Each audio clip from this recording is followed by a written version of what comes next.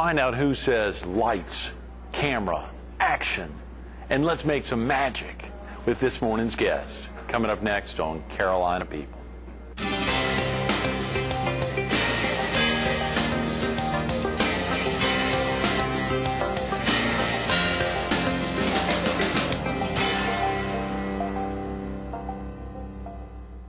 Good morning. Welcome to Carolina People. This morning we're at Bell & Bell, Buick, Pontiac, GMC at the intersection of Highway 9 and 31 at the Big Red Bell. We're focused on behind the scenes of this show, Carolina People, and we're visiting with the owner of Lucky Dog Television Productions and PR Smith Public Relations, Donald Smith. Good morning, Donald. How exciting. It's been about a year and a half since you were on the show. Probably about a year and a half, close, yeah, year and a half. September, almost 2 years, September of 2005, and we were in the Myrtle Beach Herald studio there, teamed in with Fox 43 on the former Myrtle Beach Air Force Base. Why has it taken this long to get you back, Donald? Well, I think I was on because I was interviewing you, correct? You know, I think you might have been interviewing me. That's right. I actually, for 2 days maybe. Or I don't. Maybe it might I think it was. I think it was 2 days. Yeah, I actually hosted the program. That's right. That's right. I was a guest on my own show. Right. That's amazing. Yeah. It was right before the little hiatus. And do you go back and watch those interviews often? No. Come on, tell the truth. I will not watch this. You will not lie. And you won't watch this. No. Well, of course, the great thing is now you can, a week after this airs, or by next Monday. Right. By next Monday, today's Wednesday, July 18th. By next Monday, you'll be able to go online to CarolinaPeople.com. Right. I have some of my father's family that's actually out of state, and I will.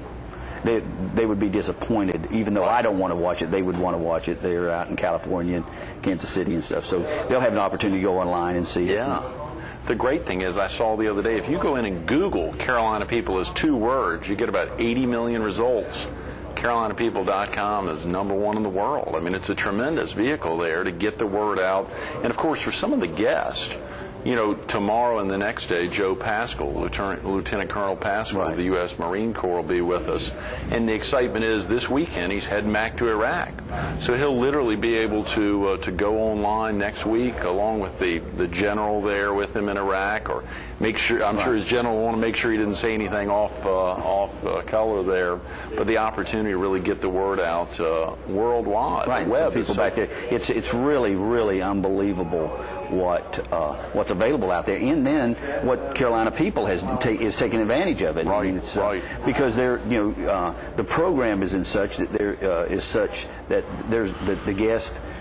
Some of the information, some of the stuff they talk about is timeless. So if somebody didn't get to see the whole thing or would like to go back, for prime example, last week your father. Yes, last Wednesday, Thursday, and Friday. So maybe some law students in the future would like to go back and get some information on him or whatever. That gives them the opportunity. So y'all are really taking advantage of the way that things have changed, and that you and the folks at Lucky Dog Television Productions and PR Smith go out of your way to make sure it's easy for us to do this. Well, it's a group effort, as you know. Sure. But the technology's out there, and Carolina People, I think that they're at the cutting edge of it. They're above the curve. You went top of the line in equipment, Donald.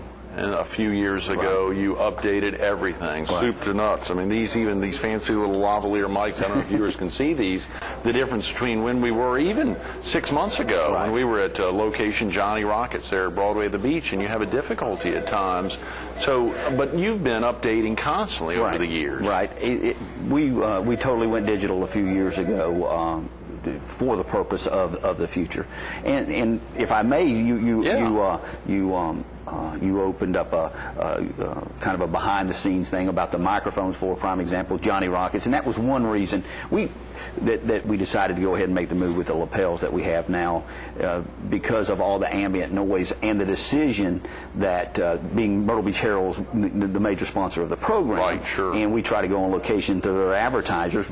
Absolutely, no different. We're here, Bell & Bell here today, and all week. So it's a plus for the papers, a plus for their subscribers. But then also what that does, as far as the technical side, it can lead into some problems. For a prime example, we're in the showroom. You might hear the speaker go off. Like right there. Right, Alan. exactly. Yeah. And people walking behind. I kind of like that personally. That really doesn't bother me. But some people might find that it is a little annoying. Right. So that's an issue we have to deal with behind the scenes. The lighting here, usually in showrooms of car dealers, the light, it's open. It's a lot of glass, and so we have to deal with the outside light, trying to balance with the inside light, which is kind of difficult. Right. But I think the trade-off is so good for the viewer at home, and then for people like this that are loyal to Myrtle Beach Herald, and being the Myrtle Beach Herald is the sponsor of the show, it's something that we can do for them to highlight their people, because we got to shoot someplace, and sometimes studios can get stagnant. And as you know, since we started this, every week's different. Oh yeah. There's some exciting places. Absolutely. Some, videotape easier and better than the others. Sure. But it's still, I think it gives the viewer an opportunity to see something a little different than just a studio setting. That's a great point. Of course, when we were there at the Herald and Fox Studios, I still owned the station, and so we could take advantage of having the big Fox logo behind us. It was more a Fox and Herald show. Obviously now no longer owning the station, it's great to focus on Herald client locations. And of course, as you said, just like the speakerphone there where they're looking for Amy or Angie here in the showroom, the same opportunity. Last Friday we had a child, if you remember, when the last day of the 3-part series with my dad, the kid there playing skee ball behind us. And of course, earlier in the week, on Monday and Tuesday, we had those skee ball machines turned off because of just that fear. But on Wednesday and Thursday and Friday, I think you said we want to have them up. Right. I like the little stuff in the background, and it was cool. The kid it was a little difficult to focus on Dad right there at the end of the 3-part series, but it gave an opportunity. We greeted him, and hopefully he felt upbeat that we took the time to think about him as a child. Right. And, a lot of times we don't have that worry because, we do shoot so early. Right. But usually when we're here, it draws attention, and whether they just open the doors or whatever the case may be, lights and the cameras draw attention. So people come, and even though we're at a location early, and sometimes they're not even open, but they but people are walking around, whether they're people want to see what we're doing or that sort. So that makes it a little difficult too. It's not there's nothing better as far as a director, the technical people, than a studio setting, because you control everything. You control lighting, audio, you control everything. Here, it's a little different, but I think the trade-off's well worth it. I think it's, for the viewer at home, not just for the Myrtle Beach Herald, because of, it's something they can give back to their advertisers. And, and I don't know if people know what I'm talking about, but the Myrtle Beach Herald, if you're an advertiser of theirs, you have an opportunity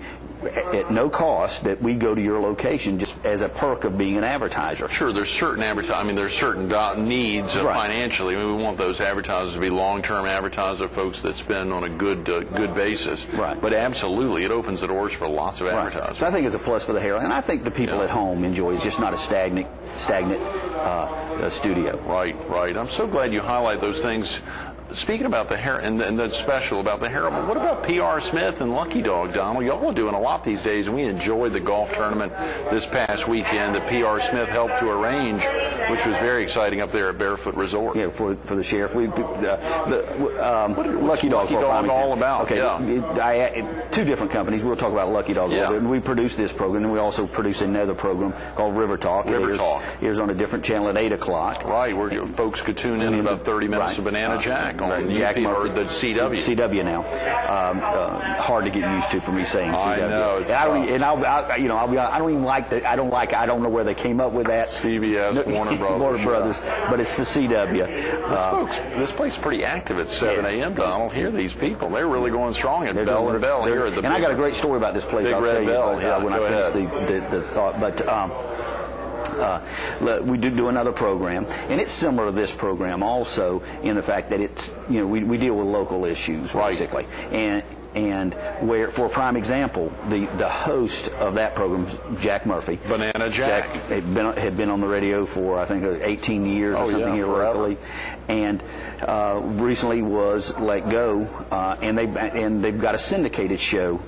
Hot Beer and Nuts or something. Yeah. Something like that. Crazy. Replacing, and there's no telling where that's going. It could be out of Chicago. Michigan, is it Michigan? Yeah.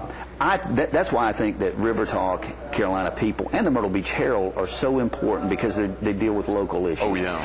You know, Good Morning, you've had, over the years, you've had some unbelievable clients on, or guests on Carolina People. Oh, yeah. But chances of them getting on television through Good Morning America, right.